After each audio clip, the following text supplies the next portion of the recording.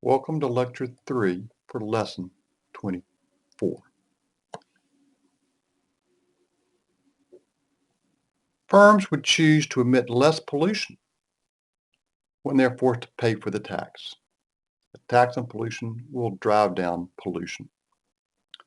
The tax internalizes the external cost because it forces the firm to pay the external cost. Now, if the tax equals the external cost, then what the firm pays when it produces more output equals the full social cost.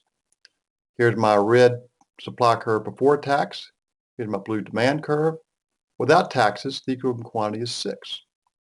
If we come along and suppose the external cost is 12, if we make each firm pay $12 for every unit they produce, the supply curve will shift up by $12. This new supply curve reflects both the private cost of producing the good and the external cost. The new equilibrium is the equilibrium where the social cost curve intersects the demand curve. So equilibrium quantity falls from 6, the old equilibrium quantity, to 3, which is the socially efficient quantity. Yay for the market.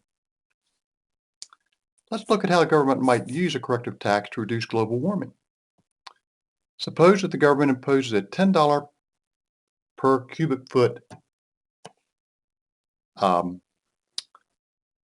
tax on power companies for every cubic foot of CO2 they emit. Power companies are the major source of CO2 emissions. A tax on CO2 is often called a carbon tax.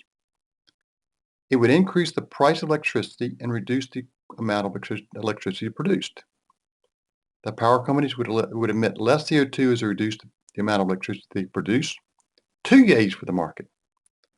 The tax would also give companies an incentive to use green technology and burn green fuels. They would use green technology and burn green fuels when the extra cost of these alternatives is less than the tax they would pay otherwise. 3 yays for the market. Corrective taxes have been used successfully to reduce emissions of greenhouse gases. The notes has a nice link to some examples of that around the world. This tax on pollution is an efficient way to reduce pollution. It creates an incentive for firms to reduce pollution where the cost is lowest. If the price is $10 per cubic foot, firms will reduce pollution if the marginal cost of doing so is less than $10 per cubic foot. On the other hand, they'll pollute and pay the tax if the marginal cost of reducing pollution is greater than $10 per square foot. That means that firms with the lower cost of reducing pollution will tend to reduce.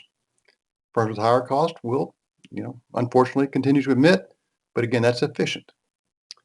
Moreover, each firm has an incentive to reduce pollution at the least possible cost, either by reducing output, using cleaner technologies from fuels, or sequestration. Yay for the market again.